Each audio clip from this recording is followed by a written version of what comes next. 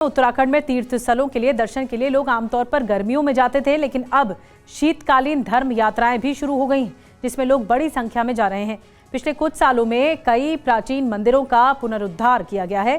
तीर्थ स्थलों का कायाकल्प होने के साथ ही चार धाम यात्रा पहले से काफी सुविधाजनक हो गई है।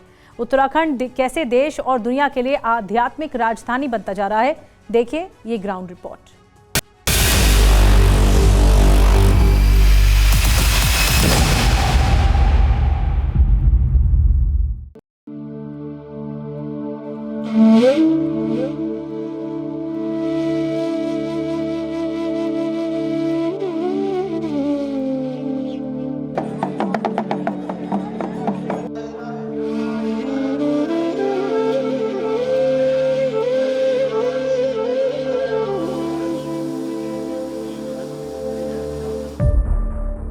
प्राचीन मंदिरों का पुनरुद्धार,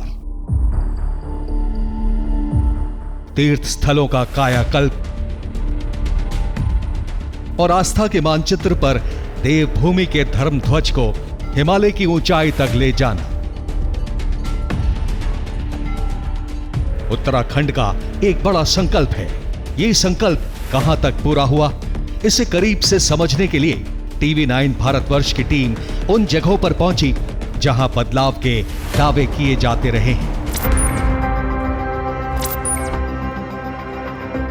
पिछले कुछ वर्षों में उत्तराखंड के प्रमुख मंदिरों का जो कायाकल्प हुआ है और जो सुविधाएं बढ़ी हैं, उसकी वजह से अब शीतकालीन यात्रा के लिए भी बड़ी संख्या में लोग उत्तराखंड के तीर्थ स्थलों पर पहुंच रहे हैं।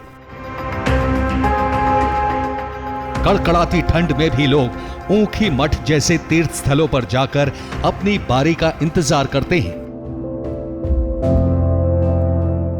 ऊखी मठ में ही बाबा केदार का शीतकालीन प्रवास होता है।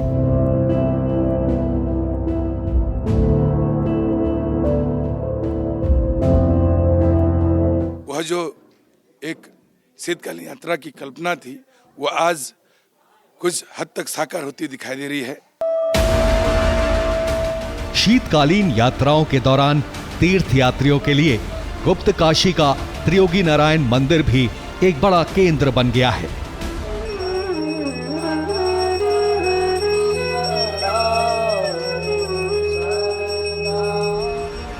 ये पौराणिक मंदिर एक बड़े वेडिंग डेस्टिनेशन के रूप में भी उभर रहा है।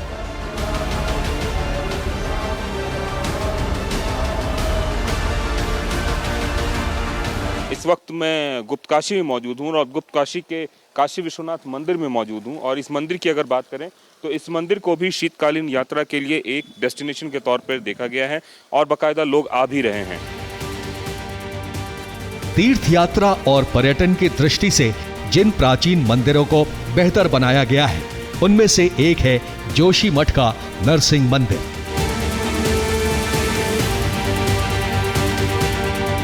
जहां से कुछ ही दूरी पर बद्रीनाथ, पांडुकेश्वर, फूलों की घाटी और हेमकुंड साहब तीर्थ हैं।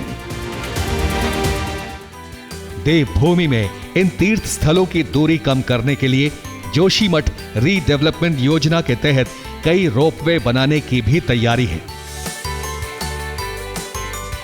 जिसे करीब से समझने के लिए हम पहुंचे गोविंद घाट। उत्तराखंड में बदलाव की ये बयार केदार और बद्रीनाथ धाम से लेकर गंगोत्री तक दिख रही है। हाल के वर्षों में गंगोत्री तीर्थ क्षेत्र में तेजी से हुए विकास की वजह से शीतकालीन यात्राओं में भी बड़ी संख्या में श्रद्धालु आ रहे हैं। माननीय मुख्यमंत्री जी और माननीय प्रधानमंत्री जी जब से आए हैं, इन लोगों के द्वारा बहुत सुंदर प्रयास हो रहे हैं गंगोत्री के लिए। गंगोत्री धाम से नीचे आने पर मां गंगा का मायका मुखबा है, जो मतंग ऋषि की भूमि है। सर्दियों में मुखबा में ही मां गंगा का प्रवास होता है। कुछ समय पहले प्रधानमंत्री नरेंद्र मोदी भी यहां आए थे।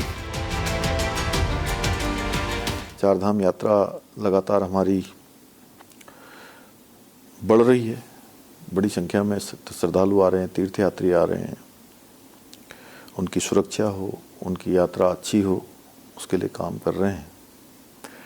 आदि कैलाश माननीय प्रधानमंत्री जी ने वहाँ की यात्रा करी और उस यात्रा के बाद जहाँ 2000-3000 लोग आते थे, आज वहाँ 30,000 से भी ज़्यादा का आंकड़ा चला गया।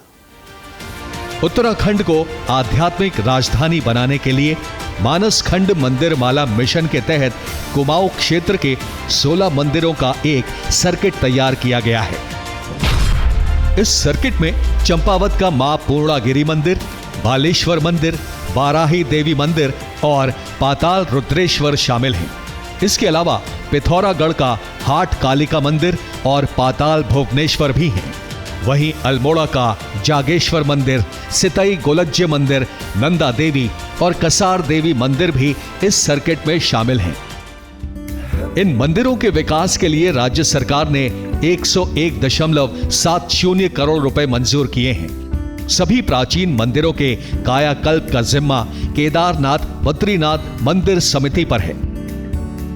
बहुत सारे मंदिर, पूर्णागिरी का मंदिर है, सभी जगह जो हमारे जो है कि तीर्थस्थलों को चिन्हित किया जा रहा है, उस पर एक रोड मैप बनाया जा रहा है, उस कनेक्टिविटी को जो है कि इजी एक्सेस बनाया जा रहा है ताकि ज़्यादा से ज़्यादा लोग जो है कि यहाँ पर पहुँचें।